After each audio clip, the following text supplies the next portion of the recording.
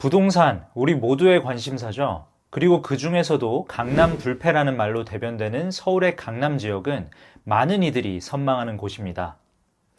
압구정 현대아파트, 반포의 신축 아파트가 최근에 60몇 억에 거래되었다는 뉴스를 보면 이제 강남은 정말 그들만의 리그처럼 느껴지기도 하지만 몇십 년 전만 해도 강남은 그 누구도 관심을 갖지 않는 지역이었습니다. 그때까지만 해도 강남은 돈이 없어서 못 사는 곳이 아니라 그냥 안 사는 곳이었죠.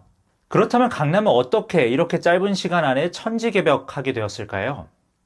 강남 개발의 역사를 잘 살펴보면 지금 개발 중인 다른 지역들 중에서 넥스트 강남이 될 수 있을 곳들에 대한 힌트를 얻을 수 있지 않을까요? 오늘 소개해드릴 책은 바로 강남의 탄생입니다. 강남에 대한 정의는 사람마다 다를 수 있지만 이 책에서는 강남구, 서초구, 송파구, 소위 강남 3구를 강남이라고 정의합니다. 그럼 강남 개발은 왜 시작된 걸까요?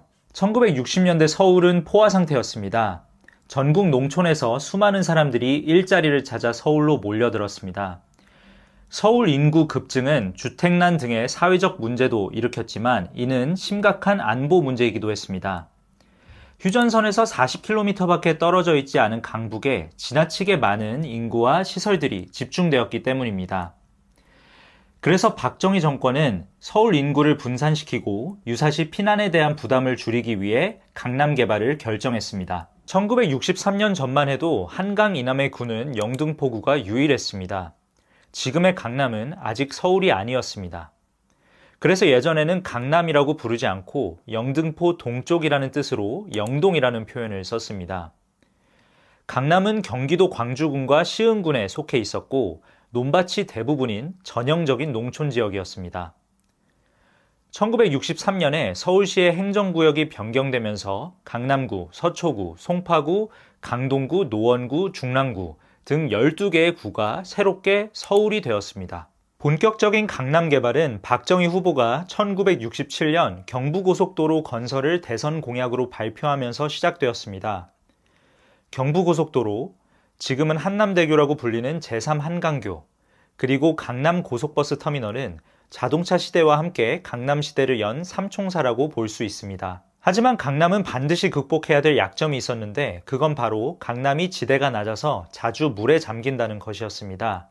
당시 한강의 강폭은 변화가 매우 심해서 최대 2000m까지 됐다가도 갈수기가 되면 50에서 100m 정도가 될 정도로 크게 줄었다고 합니다.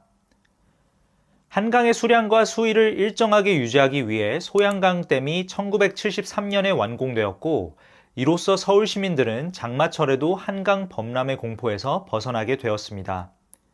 가장 큰 혜택을 본 지역은 바로 강남이었습니다. 각종 제방과 도로 건설이 진행되었지만 이는 홍수를 대비하고 교통을 편리하게 하기 위한 것만은 아니었습니다. 황금알을 낳는 거위라고 불린 공유수면 매립을 통한 택지 조성이 이어졌습니다. 공유수면 매립 공사는 건설사들에게 정말 무조건 남는 장사였습니다. 제방을 쌓아두고 모래를 퍼부어 공유수면을 매립하면 그렇게 만들어진 대지 위에 아파트를 지어 분양하거나 그 땅을 정부에 매각할 수 있었습니다. 이런 방식으로 압구정 일대가 매립되어 압구정 현대아파트가 지어졌고 서초구 반포지구 매립도 진행되었습니다. 이런 방식으로 한강변은 점점 아파트 숲이 되어갔습니다. 또 강남을 현재 강남으로 만드는 데 결정적인 역할을 한 것이 바로 명문고들의 강남 이전입니다. 1970년대 초까지만 해도 대부분의 명문 학교들은 사대문 안에 몰려 있었습니다. 그런데 이 학교들이 대부분 강남으로 이전하게 됐습니다. 여전히 서울은 곧 강북을 뜻하던 시기였기 때문에 많은 사람들이 강남으로 이사가는 것을 꺼려했습니다. 따라서 한국 사회의 교육열을 이용하여 강남으로의 이사를 유도하려고 했던 것이죠. 그렇게 1980년대에 강남구와 서초구는 그 유명한 8학군의 핵심이 되었습니다. 이 책 강남의 탄생에서는 구체적인 장소들에 얽혀있는 스토리도 재미있게 풀어냅니다.